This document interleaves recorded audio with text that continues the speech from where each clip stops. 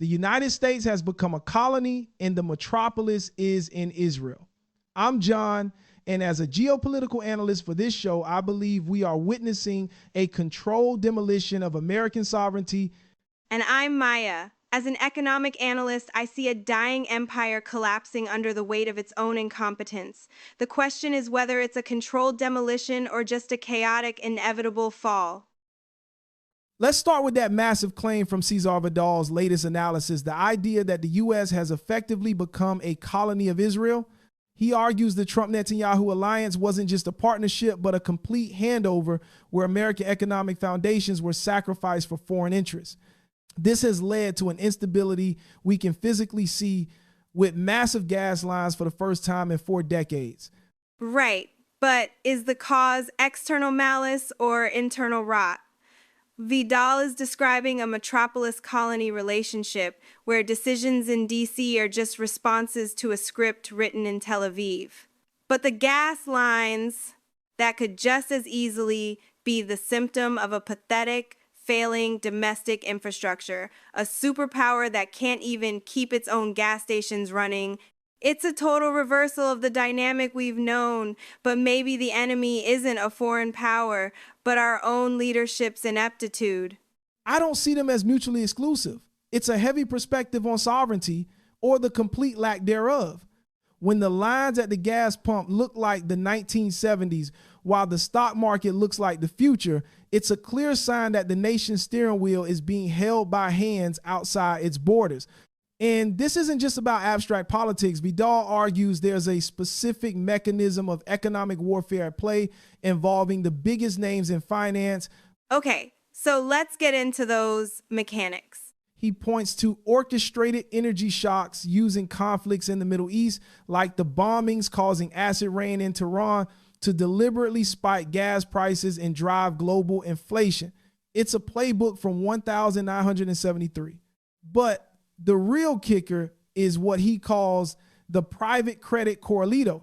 He's claiming that giants like BlackRock and Blackstone are actually blocking people from withdrawing their money. That's a terrifying allegation. The corralito, that's a term we associate with collapsed states like Argentina in 2001.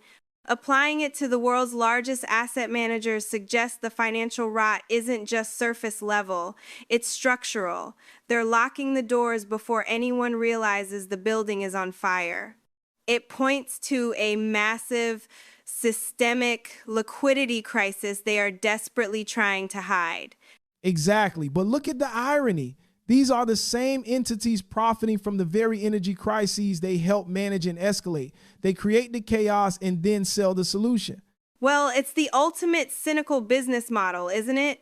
In this new era of orchestrated instability, the crisis isn't the problem, it's the product. It's like an arsonist who also owns the only company that sells fire extinguishers. They win regardless of how much of the system burns down. They're turning global volatility into their primary revenue stream. Before we dive deeper into these uncomfortable truths, I want to ask our listeners, please make sure you subscribe to Podcast Primary Source. Your support is what allows us to keep these unfiltered conversations alive. Now, to keep a system like that running, you have to control the story, which brings us to the allegations of false flag operations and the information war. The propaganda arm of the financial war. Precisely. Now we get into the shadow play. The analysis claims that to justify these wars, there's a heavy reliance on false flag operations. Specifically, Vidal highlights reports of Mossad agents being arrested in Saudi Arabia for planning attacks designed to frame Iran. It's a pretext factory. And all the while, the mainstream media, the New York Times, the Wall Street Journal works to bury the story or misdirect. It's the ultimate form of gaslighting. If you can control the who and the why of an attack, you can manufacture consent for any military action you desire. According to this view, the media isn't just failing to report the truth, they are active participants in managing the public narrative for these powerful interests. It's not journalism, it's perception management. It creates a world where you can't trust the headlines, the official story, or the designated heroes.